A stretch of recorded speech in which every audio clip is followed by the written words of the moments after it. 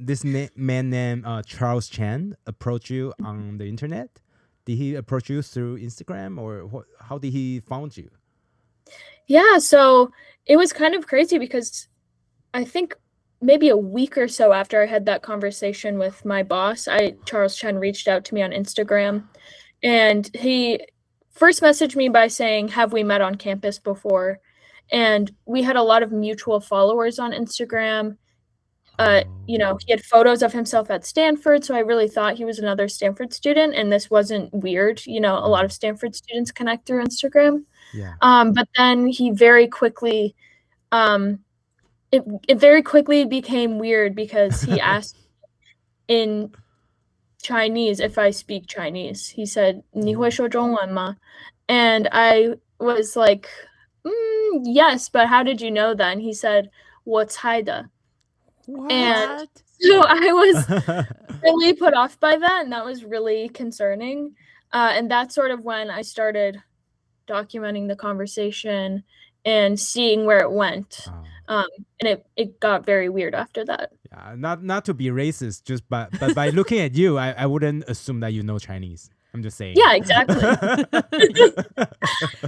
So what happened afterwards? Yeah, so then I continued talking to him. I was already suspicious, but I kind of just wanted to collect information, I guess. I just wanted to see what would happen. For research purpose, right? Yeah, exactly. And he, started kind of trying to invite me to China and asking whether or not I'd been to China. He asked where my family was from. And, I said I'd never been to China, and he said, you really should go.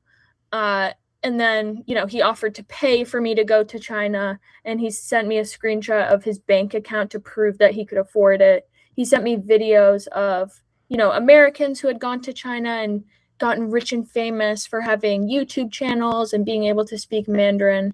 And then he also was urging me to move the conversation off Instagram and onto WeChat. And so that was also very suspicious to me because I know that WeChat is it's not safe, it's monitored. And so that I think the alarm bells were really going off at that point. And I hit the breaking point with him when he commented in Chinese under one of my posts asking me to delete screenshots of our conversation.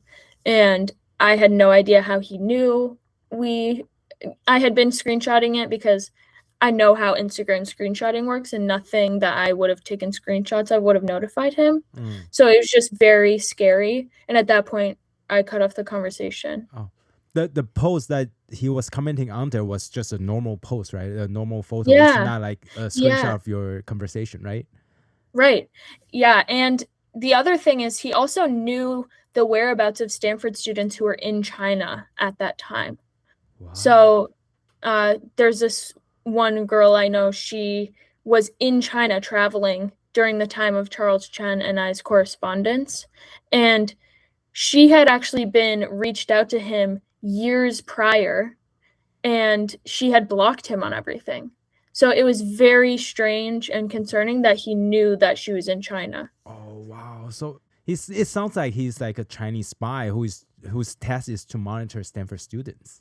Yeah, exactly. And based on you guys. Right. And based on conversations I had afterwards, I found a lot of other students who had been reached out to by Charles Chen. And so it seemed like he'd been doing this for years. Wow. And people were really put off by what he was saying, but no one had actually reported it to anyone. So I was lucky that I was, doing research with people who were willing to help me. But it was just very concerning. Who did you first reach out to after you found out like the whole thing was getting too much, too strange? Yeah, I reached out to my research lead at the Hoover Institution. And then he put me in touch with another researcher, and then he put me in touch with the FBI. So the Hoover Institution has an FBI contact because this kind of thing happens a lot. And so that's how I, initially made contact with the FBI and realized this was not just a weird scam, and it actually was something more concerning. Wow. So what happened after FBI approached you? Yeah. What did they say? Did they say, are you you're in danger, or what? Yeah. Did you get any threats afterwards? Yeah. So in my initial interaction with the FBI, I didn't get any threats because it was all very private. And, I wasn't telling anyone beyond the FBI and the people at Hoover what had happened. After I started writing on it and doing journalism and making it very public, I wrote a piece for the Stanford Review, which is where I do journalism on campus, and also for the Times of London. Then I started getting weird, threatening emails and phone calls. So this summer, I got a lot of phone calls when I was working in Washington, D.C. The caller would say hello in English, and I would say hello back, and then they would switch to Mandarin. So that was really kind of scary, I think. And one of them actually mentioned something about my mom, but I hung up very quickly. And I also got emails threatening to sue me, saying that if I don't take down all of my writing on this, that I would be sued and that I needed to issue an apology. And I recently also got a phone call right after I went out for dinner with my sisters. The caller switched to Mandarin and asked me whether or not I had finished eating dinner. So, and then, and I was also told by the FBI in November that I'm being physically monitored on campus by agents of the CCP. So it has gotten very threatening. I still feel pretty safe, but yeah, it's definitely concerning. Wow. Agents of CCP on campus. So probably I would assume some international students undercover. Yeah, definitely that. And yeah, who knows? Who right? else?